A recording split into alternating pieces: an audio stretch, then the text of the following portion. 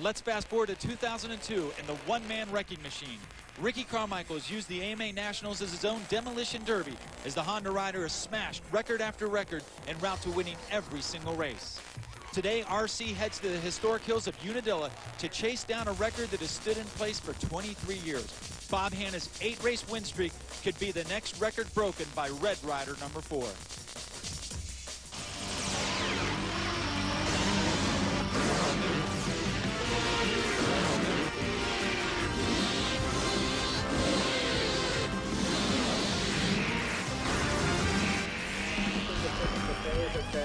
Good afternoon, everyone, and welcome to the 8th round of the 2002 AMA Chevy Trucks U.S. National Motocross Championships. This afternoon, we will be watching the 250cc action from Unadilla Valley Sports Center in New Berlin, New York. The chase of Ricky Carmichael continues on one of the most famous motocross tracks in the world. I'm your host, Davey Coombs, and joining me is David Bailey, former champion, plus Cameron Steele. And this afternoon, the pursuit of Ricky Carmichael goes on. Carmichael, a perfect score of 350 points. That's after 14 motos. He is 87 points ahead of Tim Ferry. Right now, it's almost as if Carmichael is racing against the history books. Check out some of these records he's already got. 26 125 national wins, 18 straight moto wins, 10 outdoor national wins. Can anyone beat this guy? We asked Ricky himself.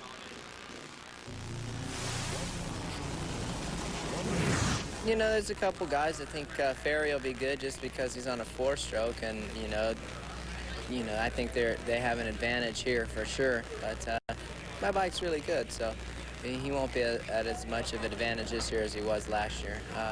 And of course, Sebastian, he rides really well here. It's a European-style track, and I got my work cut out for me today. It's going to be tough. I feel that if I can get through today, I can keep my streak alive throughout the end of the series.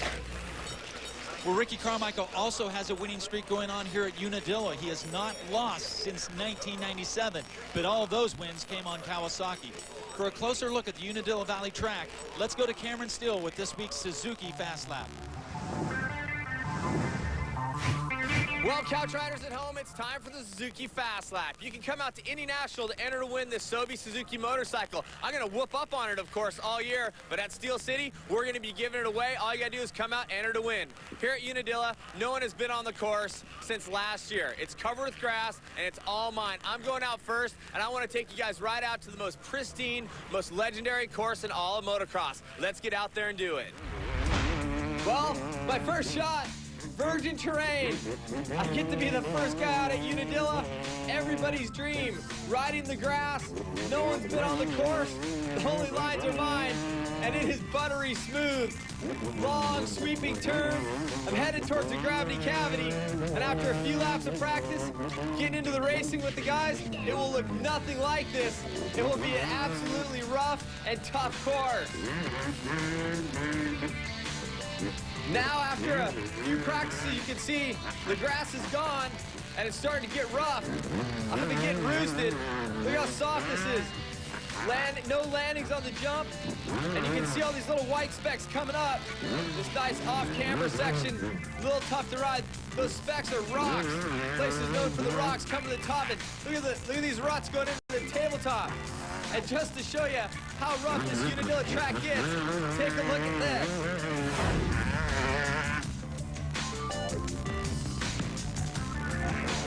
And blam, down goes Cameron Steele. And he gives our helmet camera the drop test, takes a big divot out of this nice Unadilla golf course, it looks like. Beautiful facility, great for spectators. Historic track, hasn't changed much over the years, but it's a lot smoother today, Davey, than it has been in the past. Well, they've taken the amateurs off, and then for the 250 class this time, we have a newcomer. Josh Coppins has come over from the 250 Grand Prix circuit where he's running second. We've talked to him before the race. He said this is where he needs to learn how to catch up in Europe.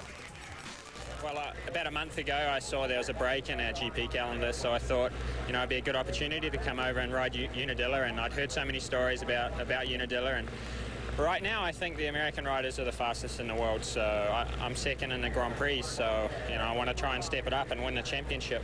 So I thought I'd use this as an opportunity to come and learn and watch the guys like Carmichael and see where they're faster and hopefully learn why they're faster and try and go back to Europe a little bit better. A factory Honda rider in Europe. Coppins is getting help from Plano Honda today. He will be going after Ricky Carmichael and the rest of the riders you see on our Suzuki starting lineup. Nick Way back in action on the Moto XXX Yamaha. He will be riding a YZ250. His teammate Kyle Lewis rides the CRF 450R. A big difference there under the Moto XXX 10. Now the cart is getting ready to go sideways, and the first moto is ready to go underway. Check it out. They're back to a grass starting gate here, no concrete. And down goes the gate. Here they come right up the middle. Riders down already. And it's Mike LaRocco, a very rare hole shot. Guy Cooper right behind him. There's Carmichael. And just like that, Carmichael on the inside, there's Ferry. Ferry will hold the lead on the number 15 Yamaha. Carmichael sweeps around the outside against the fence, and he edges out the Yamaha as they get ready to drop into gravity cavity. He had to ride around that corner so much harder than Ferry on the outside with all that momentum just to out horsepower that bike. He was worried about the horsepower that Ferry would have on that four-stroke. Also, LaRocco, the same power plant, and he beat him anyway. Not a bad start for his teammate Sebastian Tortelli either. So it's Carmichael, Ferry, LaRocco, Tortelli, and then Guy Cooper, 40 years old and running in 5th place. Just when it looks good for these other guys to try to stop Ricky, he just has an answer. Every time, LaRocco with a hole shot, his mechanic Paul Delorier had to be thinking, yeah, here we go. And then Ferry comes in there and takes the lead, and Carmichael still finds his way to the front, already inching away. There you see Carmichael, then Ferry, LaRocco, Tortelli, and Josh Coppins. Not a bad start for a GP rider. He is up into 5th spot. Well, he wants to see what these guys are doing, and he's in a perfect place right now. Mid-pack start, he would never see these guys. Down off the plunge on the far side of the track. They drop into what is the fastest section of the track.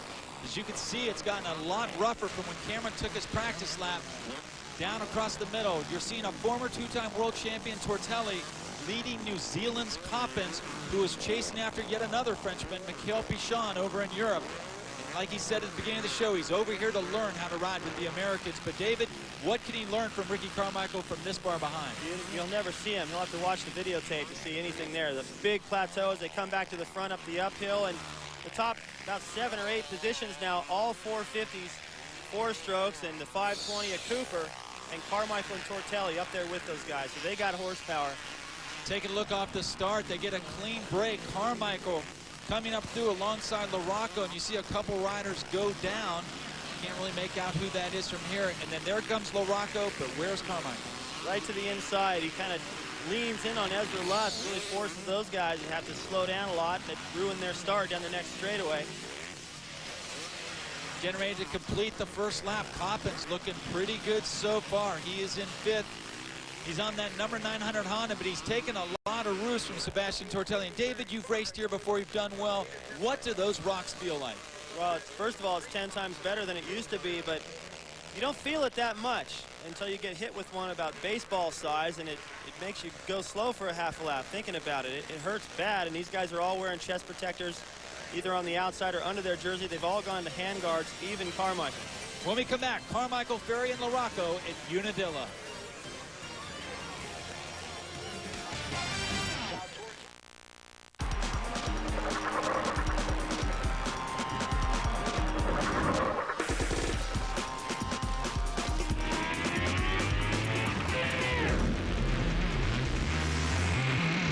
Biggest names in motocross and off-road racing have an even bigger name under them, Suzuki.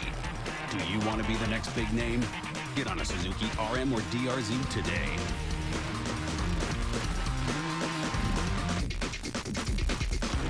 For years, the championship has eluded Bernd Stroberg.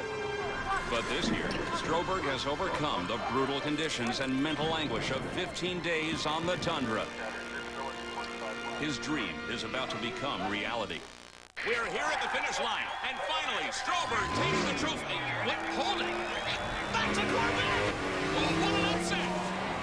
The Corvette wins. Chevy, wherever there's a winner's circle, we'll be there. If you're going to make a collect call, just dial down the center with 1-800-CALL-ATT. Cut. Oh, can I dial? Can I dial? I have security. Desperate to get to the VMAs? The more you dial down the center with 1-800-CALL-ATT for collect calls, the more chances you have to enter to win a trip for two to the 2002 Video Music Awards. Plus, we're giving away other great prizes like CD players, MP3 players, and karaoke machines. 1-800-CALL-ATT. The more you call, the more chances you have to enter to win. I dialed to the center! ESPN's The Season brings you sports from a different angle. You're killing us! This week, who's hot? Who's not? Who's got what it takes to wave the silver and black? The Season, Making of the Raiderettes Part 1, 8:30 p.m. Tuesday, part of The Block on ESPN.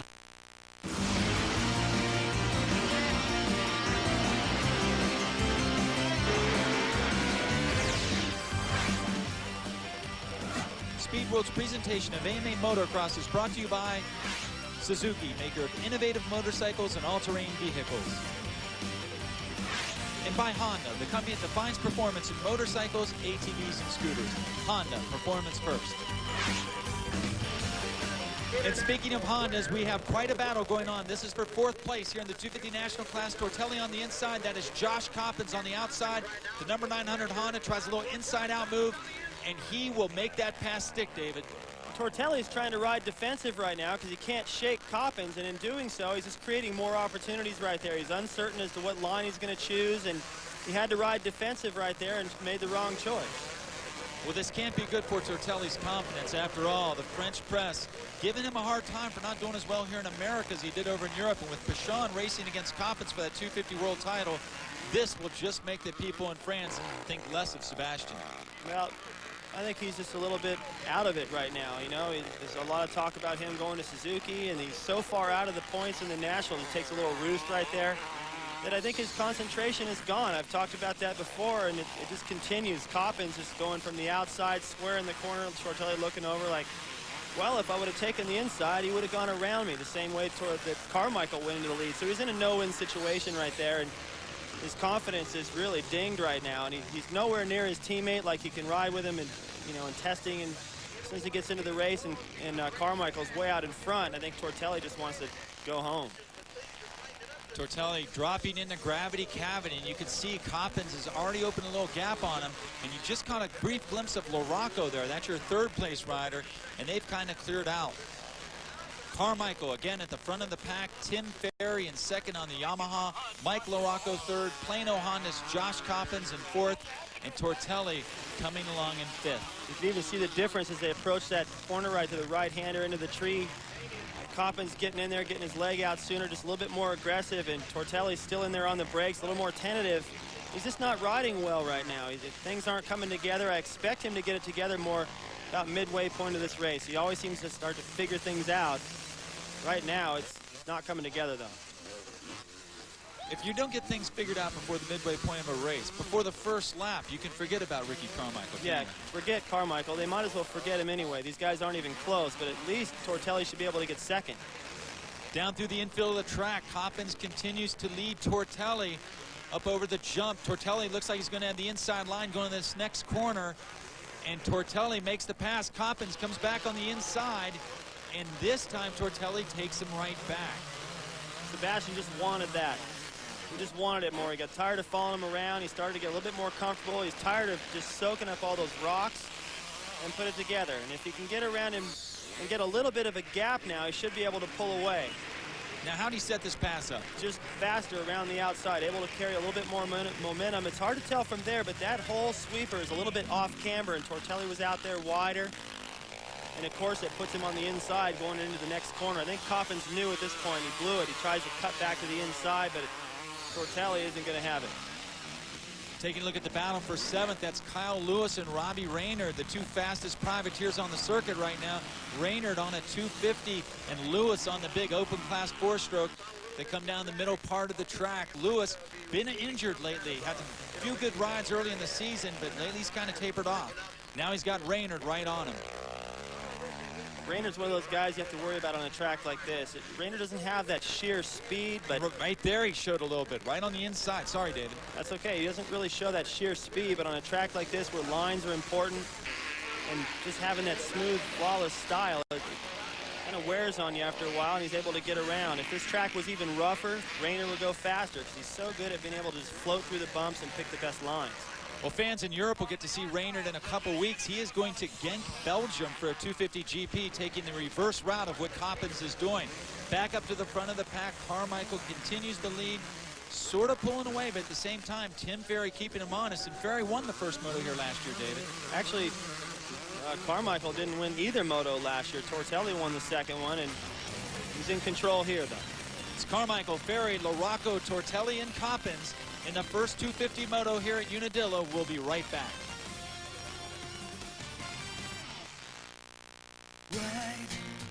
Champions ride Hondas.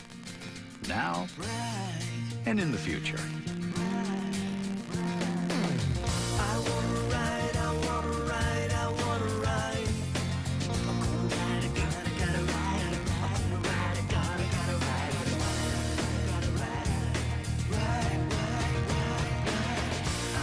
The Honda XRs. They're a head start. This race brought to you by Visa, the official card of the NFL, and the only card accepted at the Olympic Games.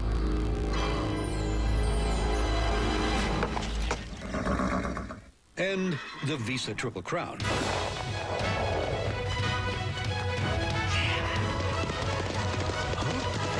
Almost forgot. We're also the official card of NASCAR. Visa, it's everywhere you want to be. This weekend, Saturday, Amadou Diallo and the Metro Stars face MLS All-Star forward Josh Wolf and the Chicago Fire.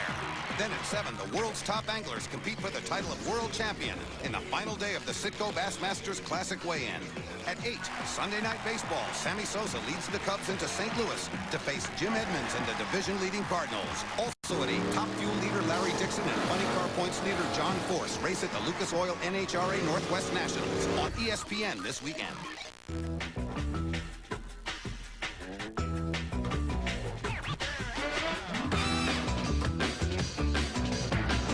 Are you in on it?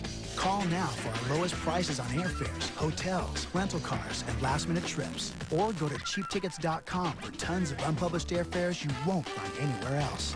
Book now during our Gotta Get Away sale for special low rates for lots of great places. But you gotta get in on it by August 5th. Cheap Tickets, the best-kept secret in travel. Thanks to the latest breakthroughs in hair loss technology, it's impossible to tell who is a Hair Club client and who's not. Call 1-800-HAIR-CLUB now and get the latest hair loss update free. Hair Club has been helping millions of people get educated on hair loss and what options actually work. So who is a Hair Club client? I am. Call 1-800-HAIR-CLUB for the answers to thinning hair.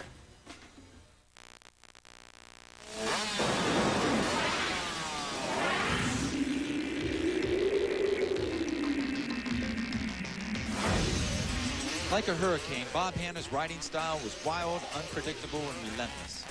His career included 64 national and supercross wins and 6 AMA titles. Plus, he was the first American to beat the Europeans and win the Trans Am Series. After retiring from motorcycle racing, Bob raced off-road trucks, cars, planes, boats, everything. He always applied his never-give-up philosophy and was highly successful at everything. Along the way, he also developed a passion for airplanes that led to a new life after racing. From the sprawling ranch in Ketchum, Idaho, Bob brokers the sales of airplanes throughout the world. Well, speaking of Bob Hanna, here's what he would look like if he were racing today, David. Except a little bit taller. Dropping down into the gravity cavity, Carmichael with a huge lead. He's been looking to his left as he drops in there and watching the battle for a second behind him. I think he's just out front having a little bit of fun and kind of going back and forth between having some fun and being bored and perhaps a little bit surprised that he's doing as well as he's doing here. After, as we went to break, I talked about he didn't win either moto here last year, which is probably why he's a little concerned about this race. At the same time, though, he hasn't actually lost an overall here since he was a rookie. And now you look at Tim Ferry. This is the guy who took a moto from him last year and then had problems in the second moto. And already Ferry looks like he's lost contact with Carmichael.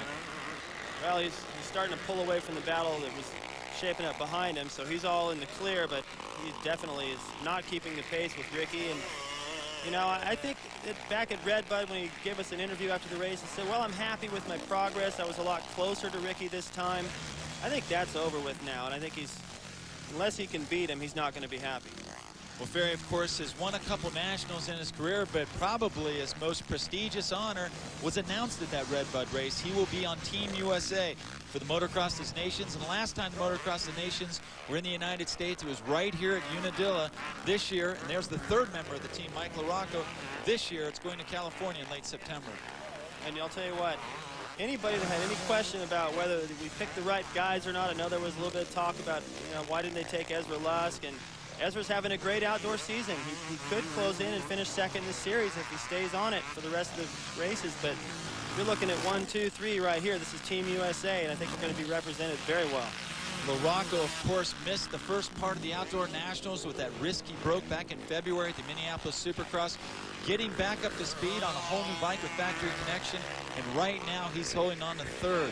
But the leader remains Ricky Carmichael. And David, this is taking on the look of Joe DiMaggio's 56-game hitting streak. Is this good for the sport, seeing Carmichael go undefeated? I can't make up my mind. You know, I think everyone's starting to root for him now because they can't believe what they're seeing. Well, we talked to Ricky about whether or not he could take it all the way to the end of the season. I feel confident about the streak, especially with the tracks coming up that I like. You know, Millville, Washougal, and Steel City. I seem to do really well there, and really looking forward to trying to get through this weekend with the 1-1 sweep and getting it on the next 4 races. Well, so far so good today here, David.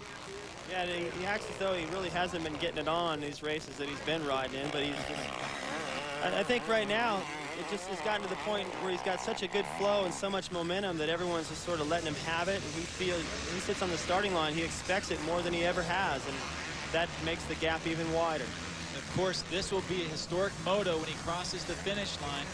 Right now, he's a half a lap away from breaking Mark Barnett's all-time winning streak of 14 straight moto wins. Barnett did it to start the 1981 125 national campaign, and then he missed the 8th race. And this is Carmichael's 8th race, David, and he is perfect so far. Yeah, the whole thing with records, I mean, you have to address them because he is taking over all of them, but you know, those were different days. I mean, that was the era of 45-minute motos, and a lot of things have changed, but Ricky is definitely strong, and had he been involved in racing back when Mark Barnett was racing, I think these guys would have had some great battles. He looks a lot like Barnett on the bike, doesn't he? He does. He's got that same attitude. You very rarely see Ricky riding slow. You know, of course, now we're talking about him in the last lap, and he can cruise on into the checkered flag, but once the race, they show up to a new racetrack or in Supercross, he's never seen the track before, he's fast right off the bat, and that was the trademark of Mark Barnett. Up over the wall for the last time here in the first moto. No tricks, no showing off, no nothing for Carmichael. I think he learned his lesson a couple years ago at Millville when he missed that no-footed can-can. But Carmichael about to ride into the record books at probably the 20th point of entry. Up over the hill, the checkered flag is out. And there it is, 15 moto wins in a row for Ricky Carmichael. A couple lap riders, and a ways back, here comes Tim Ferry. A solid ride, but nevertheless, a second-place ride. You gotta be getting sick of that. To go out there and ride hard, get a good start, ride as fast as he can, and to be beaten like that, it just completely demoralizes you. LaRocco at least has an excuse. His wrist isn't quite right, but for Ferry, he's just going, man, I don't know what it's going to take to get this guy.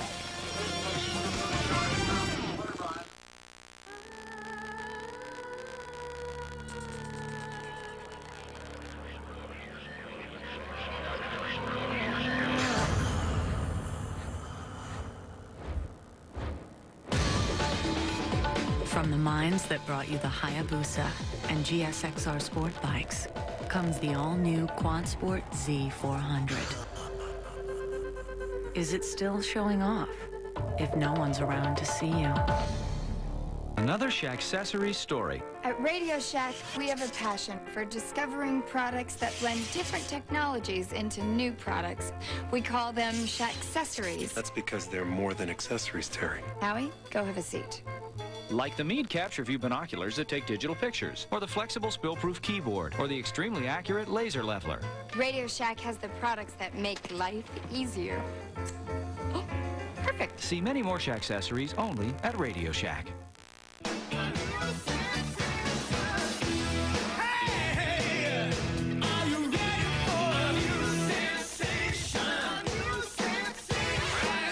Introducing McDonald's new grilled chicken flatbread sandwich. Warm flatbread and grilled chicken melted all together with pepper jack cheese. It's the newest sensation.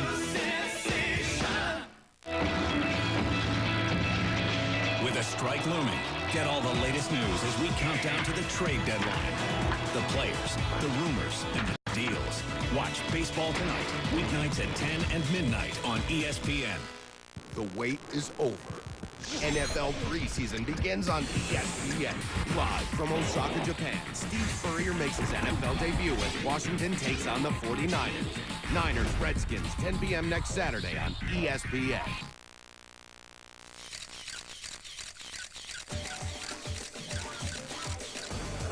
Unadilla has a rich history in motocross, but few races will match the 1997 250 National for excitement.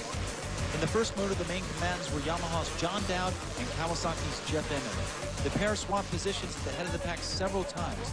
Toward the end of the moto, a pair of GP champions, Greg Albertine and Stephen Everts, added themselves to the mix. With 2 laps to go, any one of the 4 could have been the winner. Then Dowd made a slight mistake.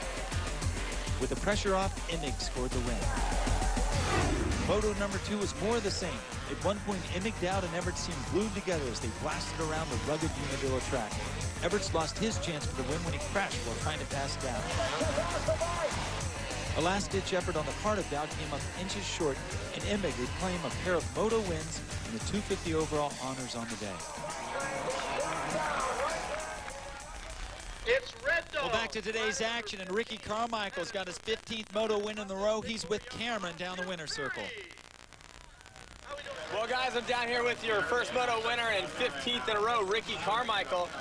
Earlier in the day, you said that you might have a battle here. You felt like there would be a battle. You didn't quite get the whole shot. Did you feel like you might have had more of a fight with Timmy Ferry than you did? You seemed to get by him really easy. No, he was riding good. You know, this is kind of a 4-stroke track, and luckily my Honda, I believe, is the fastest 2-stroke out there, and it's going to be tough. You know, there's not much skill to this track. It's really, really fast, and you know, that comes with the territory. You know, everyone's got the same track to ride, but I'm really happy with the win today. Well, you listen to a lot of people, the announcers, the commentators, people around the track. They always say this record, that record. Ricky Carmichael could win them all. But you're really just having fun riding a dirt bike, aren't you? Yeah, I'm just having fun, you know, Cameron. That's what it's all about. And I'll tell you, man, everyone's riding good. I feel good, and everything's good. Would it make it just a little more fun if you did go undefeated this year? It'd be really fun, but a lot of stress. Right on. Well, we'll see if you can keep it going in Moto 2. All right, thanks. Well, that first moto wasn't too much stress for Ricky Carmichael. He virtually led start to finish. Ferry, LaRocco, Tortelli, and Josh Coppins rounding out the top 5. Ezra Luss 6th. Raynard wins the battle of the privateers in 7th. Damian Plotz, a fine ride on the Honda for 9th. Nick Way in 10th. A little further back, Guy Cooper finishes 15th. Again, he is 40 years old. Now, let's go to this week's Honda Tech Tip. Hi, I'm John Mitchell with this week's Honda Tech Tip. I'm joined today with Kenny Germain and Ron Wood, and together we're going to show you how to set sag. Sag is very important. It's often overlooked. First, you want to take a measurement from a spot on the subframe to a spot on the swing arm, making sure to use the exact same spots all the time. This measurement here is 580. So then you want to have the rider set on the bike off the stand, and someone will have to help hold him up. He wants to put the full weight of his body on the bike. Then measuring from the exact same spot, you'll want to measure again, and you come up with 480, so you have a difference of 100 millimeters. That is your race sag. It's very important to stay within the manufacturer's recommendations for your height and weight. And I'm John Mitchell with this week's Honda Tech Tip. Well, those Honda guys definitely had the sag set right here in the first 250 moto at Unadilla. 4 out of the top 5 riding on the CRs, and they were led by Ricky Carmichael. Well, before we do the second moto, let's take a look behind the scenes with this week's Racer X Pit Pass.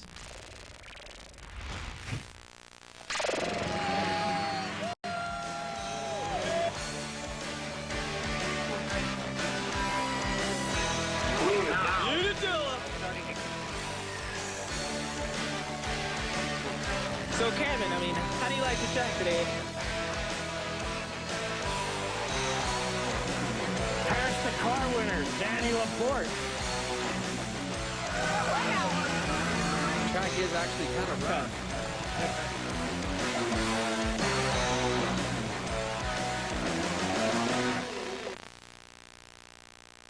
Now the time has come. It's summer. Time to buy a Honda. Because right now you can ride off with any new Honda for $29 a month for the first 6 months. That's any Honda, $29 a month. Just in time for summer. Plus, you can get up to $600 in bonus bucks on select models. Imagine any Honda for $29 a month. See why this summer is red hot at your Honda dealer before time runs out.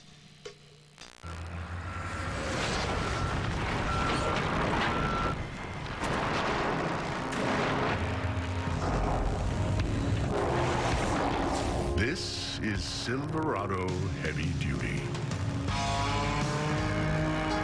The most powerful heavy-duty pickup you can get. Silverado Heavy Duty.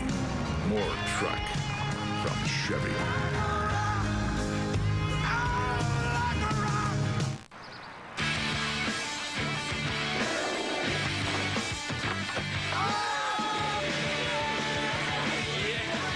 Batteries for customers only.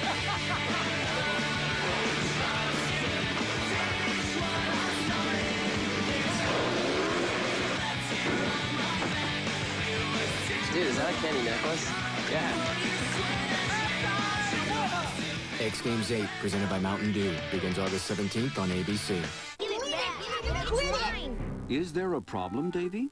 Well, Dad, there was only one dew left. Tommy said it was his, I said it was mine, and we began to fight, and it was wrong. We're sorry. Boys, why don't you give me the Mountain Dew? Ooh, ooh, ooh.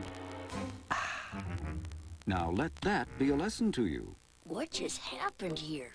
We got hosed, Tommy. We got hosed. Oh, Davy.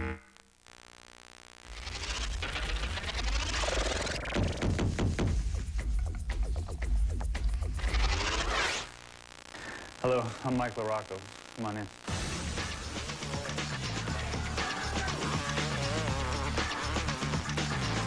This is the living room.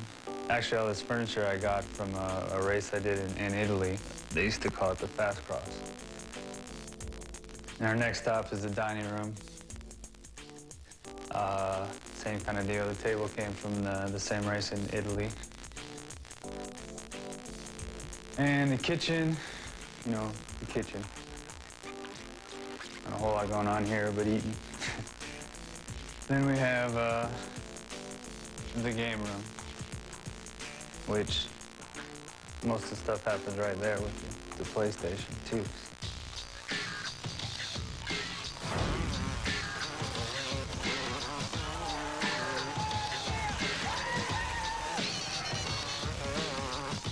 This is my gym. This is where I try to put it all together and make things happen. I enjoy working out, so I took the time and made the effort to have a place I, enjoy to do it. A couple of rooms and the cardio, and I blew up my stereo trying to get ready for Redbud, so I got that fixed. The office, this is kind of my deal. When I need my time, I come down here and get done what I need to get done.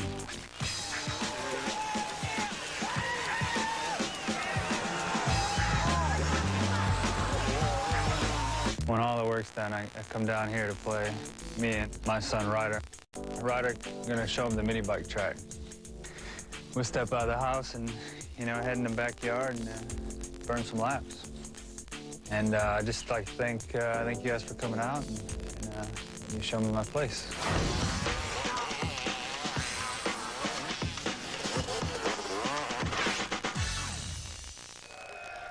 David Bailey, that is a nice house for Mr. LaRocco. It is. He's been doing well, and, he's into designing and stuff, and nice gym, too, by the way. The girls, they like to have a big kitchen, and we're into gyms and garages. Before we get ready for the second moto, let's go down the starting line where Cameron Steele has got everyone queued up. The boys are loading the gate for moto number 2, and you can see behind me the number 900 Plano Honda bike of Josh Coppins. I talked to him in between motos, and he said he wasn't surprised how fast Ricky Carmichael was. He was surprised at how fast all the guys were as a whole. Here in America, he says all 40 riders are much faster than the total group over in Europe for the GPs. He's currently running second in the GPs, a 5th in moto number 1. He's pretty psyched, but in Europe, they only race one moto, 35 minutes. So he may be a little tired, but his mechanic says he definitely has the will to try to perform. We'll see if he can come through with another top 5 finish. Well, this will be a good test of what Coppins is made of. He's about to double his workload. As you can see, the Unadilla track getting rougher. As we take a look at our Suzuki starting lineup for the second moto, Carmichael, Larocco, and Ferry, the 3 members of Team USA, John Dowd, Sebastian Tortelli. A little further down, privateers like Kevin Krein, Clark Stiles, Ryan Clark, and Damian Plotz, who put in a solid 9th place finish in that first moto. Excellent ride on the open class Honda. Tyler Evans a little further down, and rounding out the field, John Bora. Now, the cart is getting ready to go sideways. Here at the second moto, the pursuit of Ricky Carmichael enters its 16th stage. As the cart is sideways, they are getting ready to light off. And there they come out from behind the big Dunlop banner right up the middle. It looks like it's going to be Carmichael. That guy can't do anything wrong. It's amazing. Lusk also with a good start. We got to give him credit on the 2-stroke, getting a great start. But so many 450s now, and Carmichael's still able to get great starts. And besides his technique and his will to get that start, it helps that he's so light. Coming up the inside, number 41 is Heath Voss on the Blackfoot Racing Honda. Lusk is 3rd. Guy Cooper was 4th.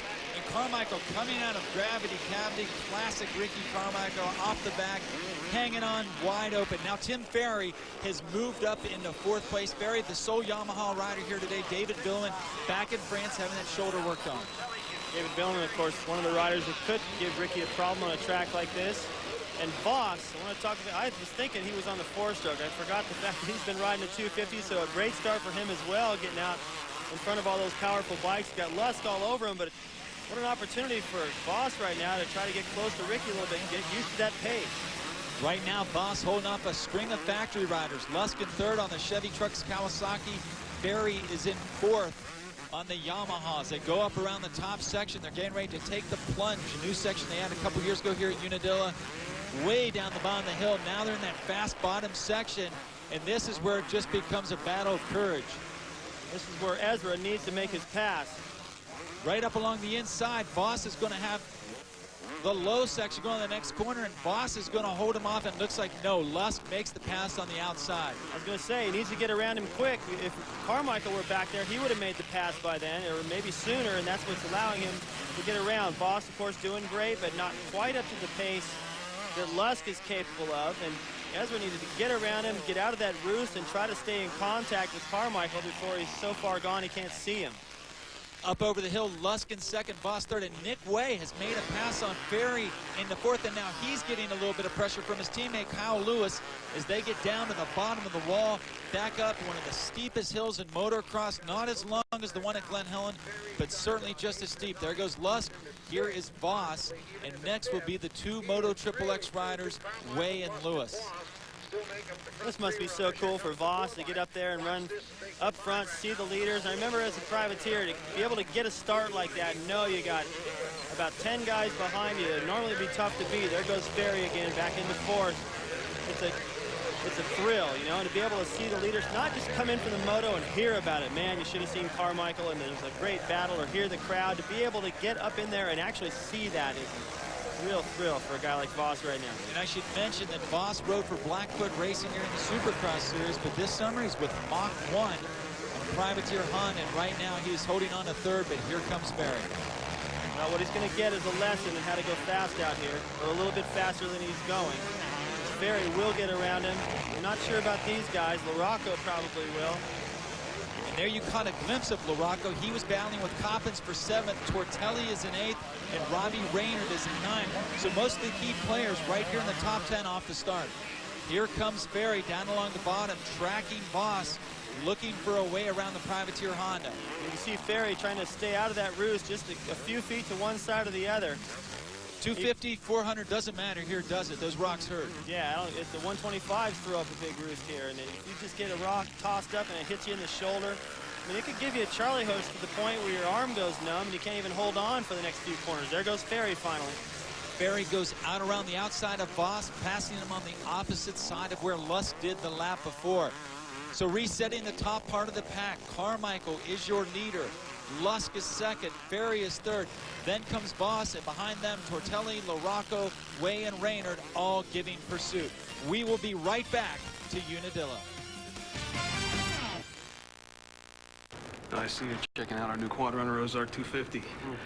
Yeah, it's Suzuki's latest sport utility ATV. This baby's got it all. More suspension travel than the Yamaha Bear Tracker, more ground clearance than a Honda Recon, bigger engine than the Kawasaki Bayou 250. Oh, I can't go wrong with the Ozark 250. How about the test ride? Okay. Introducing the Quad Runner Ozark. The first sport utility 250 ATV from Suzuki. First on 4 wheels. 1, 2, 1, 2, 3, 4. Give me a break. Give me a break. Break me off a piece of that Kit Kat ball. Give me a break. Give me a break. Break me off a piece of that Kit Kat ball. Every year we do this exchange program with our sister city in Bristol, England. It's a lot of fun. Hey, aren't you the guys from Bristol? You want a knife?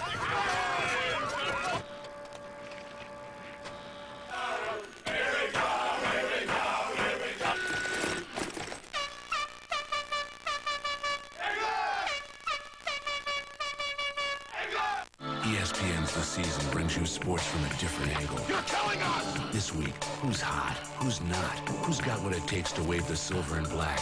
The Season, making of the Raiderettes Part 1, 8:30 p.m. Tuesday, part of The Block on ESPN. Philadelphia long distance is so easy. It's simple. It's 8 cents a minute. 8. 8! All the time. Like I said, 8. No monthly, please. 24 hours a day, 7 days a week. 8 cents a minute, 24 hours a day, 7 days a week. No monthly fees, no access codes, and 6-second billing. Why pay for time you're not on the phone? See how easy that is? Philadelphia. Simple, affordable, long distance. So what are you waiting for? Investing in your education is investing in your future, so why wait any longer? You can finish your bachelor's degree in only 2 nights a week or earn your MBA by attending classes every other weekend. Register now. Registration is going on now at Shenandoah University's Northern Virginia campus. Call 1-877-680-8971 or visit us on the web at www.su.edu/NVcampus. Shenandoah University, adding value through business education. Welcome back to New Berlin, New York, the second 250 moto of the Unadilla National, and this is the battle for second. Ezra Lusk out front on the Kawasaki, Tim Ferry coming up behind him. This is the same section where Ferry was able to pass Boston. He goes out to the outside and a little further off that jump, and just like that, he moves into second. Ezra knew it, too. As soon as he dropped into that left-hander right there, he's like, man, I should have covered that.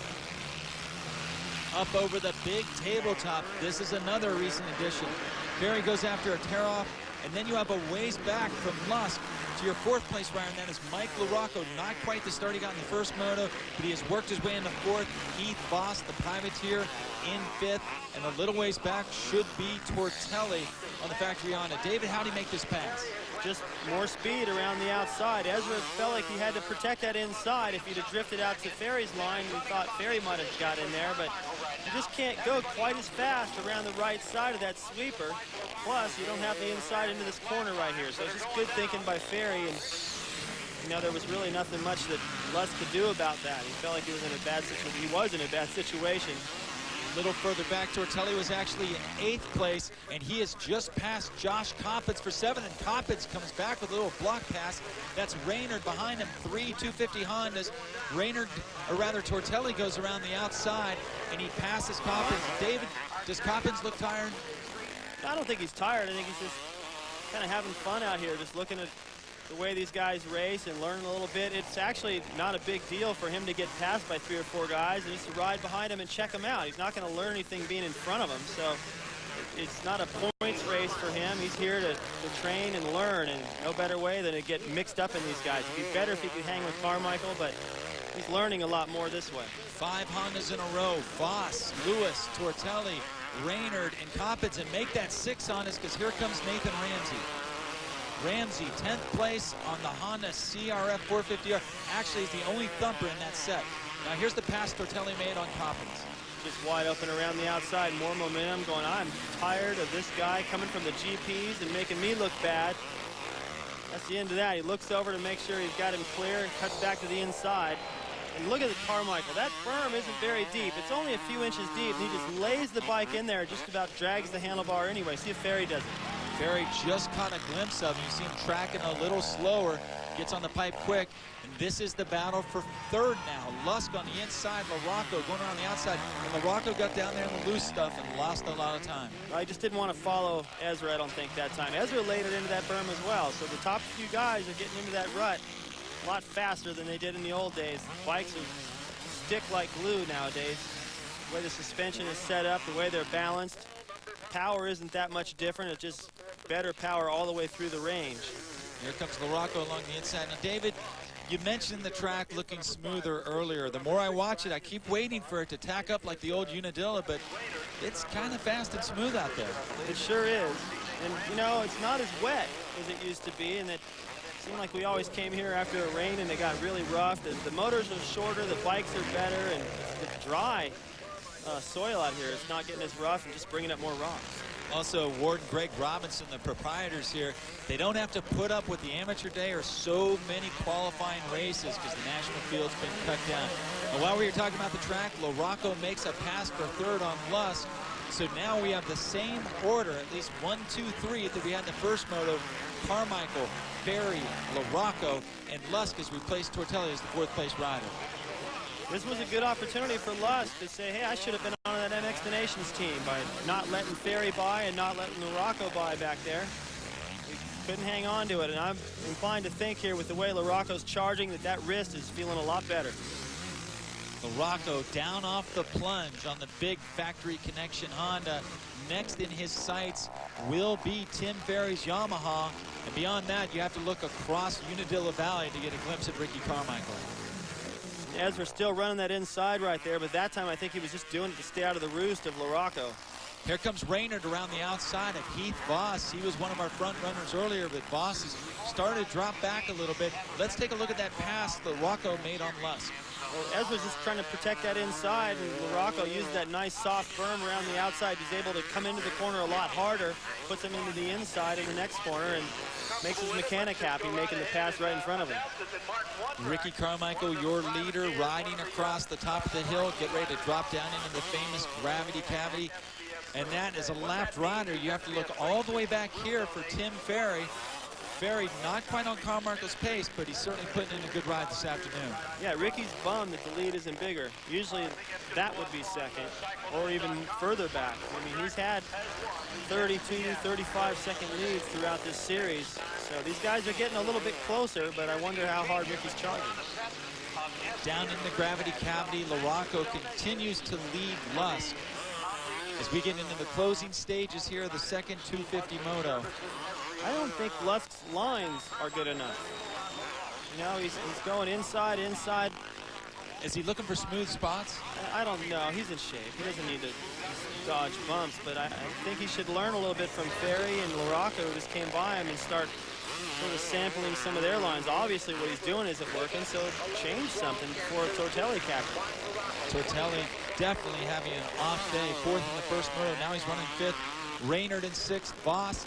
And here comes Nathan Ramsey. Had a bad first moto himself, and now he's trying to catch up with Voss. And there you see Coppins, our 5th place finisher the first time out. Keep in contact with some of the U.S. factory riders, but not quite on the same pace he was in the first moto, but still pretty impressive ride for number 2 in the GPs. Yeah, this is a great field trip for him. Good training day. Gets to ride with all these guys and check it out. And I wonder, is this really a European track anymore? I mean, I haven't seen what's going on in Europe, but this might be a little...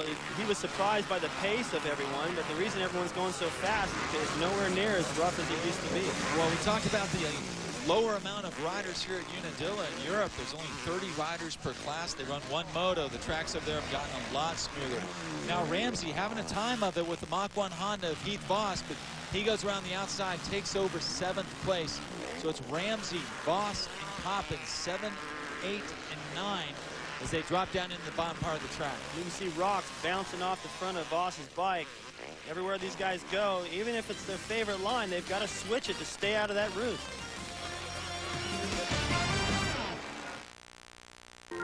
And as they left the body behind, they heard. Need a collect call? Oh, it's not scary if you use 1-800-CALL-ATT. Just dial down the center with 1-800-CALLATT. It's free for you and cheap for them. Save on every call. Use 1-800-CALL-ATT for collect calls. What a great story. Thanks. Have you guys heard the one about phone hands? Ah! I'm going skinny dipping. Ah! Hey, can I write a check for this? I just need to see some ID. Hold that thought. Eunice, hi. Come with me.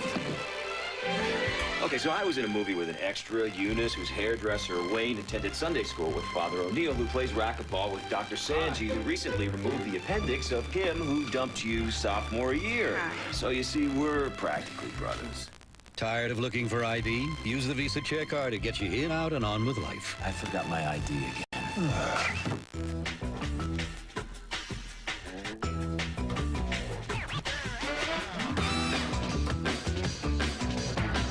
Are you in on it? Call now for our lowest prices on airfares, hotels, rental cars, and last-minute trips. Or go to cheaptickets.com for tons of unpublished airfares you won't find anywhere else. Book now during our Gotta Get Away sale for special low rates for lots of great places. But you gotta get in on it by August 5th. Cheap Tickets, the best-kept secret in travel. The wait is over.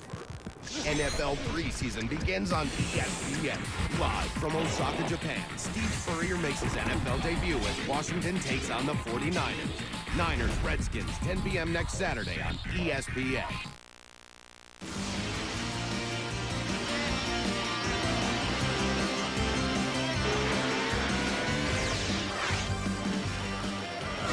Speed World's presentation of AMA Motocross is brought to you by Honda, the company that defines performance in motorcycles, ATVs, and scooters.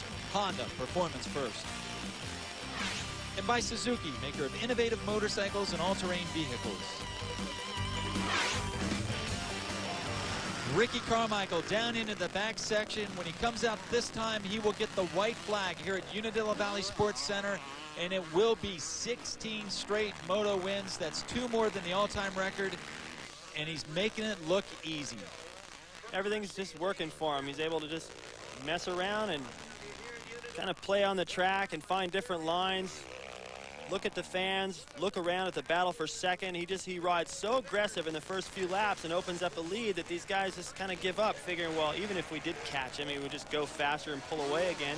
Well, they don't know that for you know, they're not certain. They've got to get up there and race with him and find out. That's what he did to Jeremy McGrath in Supercross, and it worked. David, going back a few years, you won 8 nationals in a row in a 500cc series.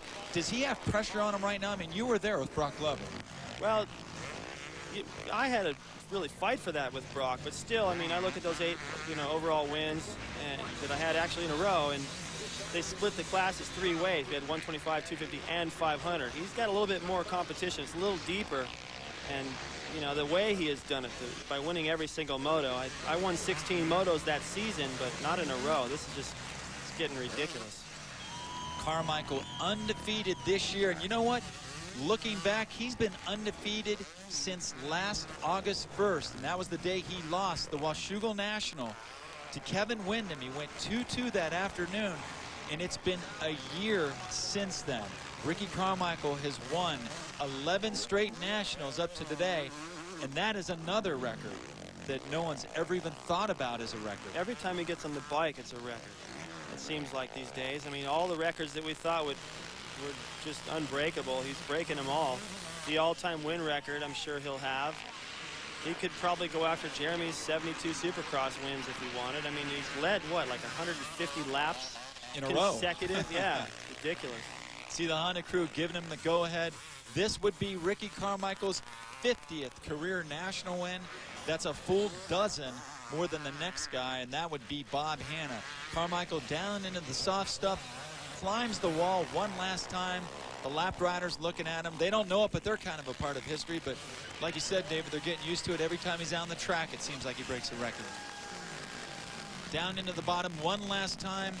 Ricky Carmichael, 16 Moto wins in a row, 8 national Moto wins in a row, and the undefeated season continues here at Unadilla. He said this would be the over-the-hump race, and guess what? He is over the hump.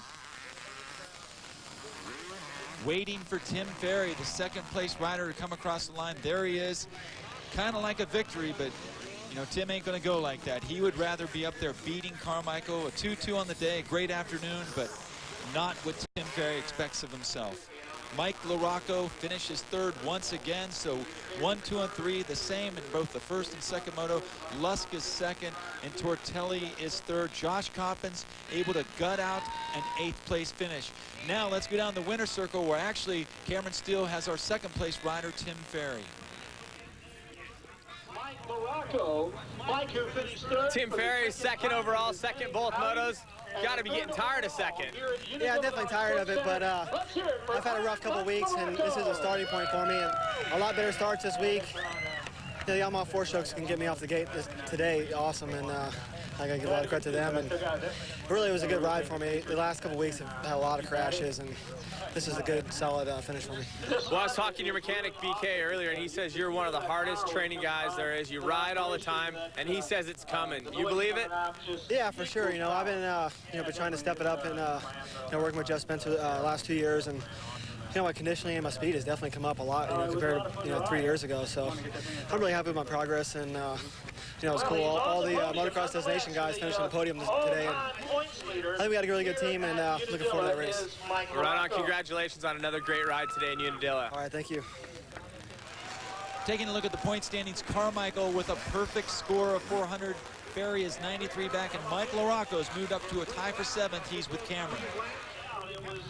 Off to the races, but again, Mike LaRocco, you've been racing here for a long time, 2 thirds today and a 3rd overall. Was the track rougher or nicer than it usually is? It seemed pretty good today, actually. The conditions I thought were good. Excellent day for racing. The track was good. With the track being a little smoother, it probably wasn't as tough on the wrist, but talk about your overall health and how things have been going. I know we talk about it all the time, but everybody at home wants to see a 100% Mike LaRocco. Again, the wrist bothering you this weekend. I actually took a step back last week. I hurt it in the second moto, but honestly, it got sore, but I could ride the whole moto, and it's fine. I just, probably a few weeks away from being 100%, but I'm really not using that excuse. I just got to get my pace up and, ride these races. Right on. We look forward to you getting that pace up. It should be a fun race when you get up there with Ricky. We'll see what happens. Thanks, Mike. Well, as the crowd filters out, it's not hard to figure out who the top 3 were. Carmichael 1-1, Ferry 2-2, LaRocco 3-3. Tortelli takes 4th overall. Josh Coppins 1 visit, good for 6. Here's Cameron with our winner. Well, right on, guys. We're down here with your overall champion today, Ricky Carmichael, 16 moto wins in a row. And Ricky, you basically do it right from the start. I see you still got all your tear-offs on your goggles. Amazing ride today, my friend. Thanks a lot, Cameron. I'll tell you, the Honda's working awesome today. It's really, really fast. It was the fastest 2-stroke out here today. This is kind of 4-stroke heaven. It's really fast and not too technical, so it's a horsepower track. But this Honda was unbelievable, man. And got some good starts today. The tires were hooking up great, and I'm ecstatic to keep the ball rolling, definitely. Well, you tie the overall start with motos, not motos, but overall wins with Hanna. It's a 24-year-old record. The records just keep falling. Yeah, it's pretty amazing. I'll tell you, I didn't expect to do as good as I've done this year. I've been doing the same thing this year as I was doing last year, and I'll tell you, man, it just feels awesome to win here at a track that I believe is more of an advantage to a 4-stroke. I think the next 4 races are going to be good for me. Right on. We look forward to him. Ricky Carmichael, your champion here today. Another win for the record books. Well, Carmichael is 2/3 of the way to the perfect season coming up. More rounds. Can he stay undefeated? For more information, log on to usmotocross.com. Well, David, the records keep falling to Carmichael. I hate to tell you, but I think he's got all of yours, but you still lead him on years. You've got the age thing. Thanks a lot. I think I can hold him off in that department. As he gets closer to sweeping the season, he's going to feel like McGrath did back in '96 with all that pressure. If he can keep his cool, he should be able to go all the way. Well, for David Bailey and Cameron Steele, I'm Davey Coombs saying so long, everyone. This has been a presentation of ESPN, the worldwide leader in sports. For more, log on to ESPN.com.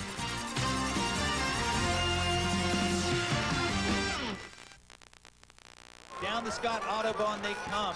Onto the inside. Oh, and Chad Reed besses, and he stops him. Chad Reed goes down. They're stuck together. Stewart can't get his bike going. There he goes. Chad Reed, an unforced error, and he just gave the lead back to James Stewart. James Stewart went on from that pass to claim his 5th overall win and open a commanding 55-point lead in the 125 National Championship battle. Now the hallowed grounds of Unadilla await the championship leader as Bubba Stewart makes his first ever visit to upstate New York.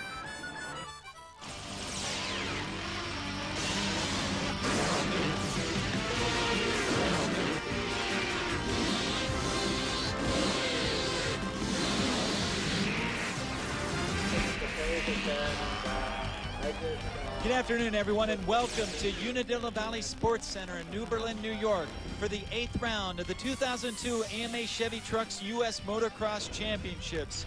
Hello, everyone. I'm Davey Coombs. Joining me is former champion David Bailey and Cameron Steele. And do we have a good one for you this afternoon? It's Unadilla, and that means old-fashioned GP motocross, exactly what Chad Reed needs if he's going to catch up with James Stewart. In the point standings right now, Stewart is 55 ahead, but everyone thinks this track favors Reed. Earlier, Cameron Steele asked James about that. Well, guys, I've caught up with the 120.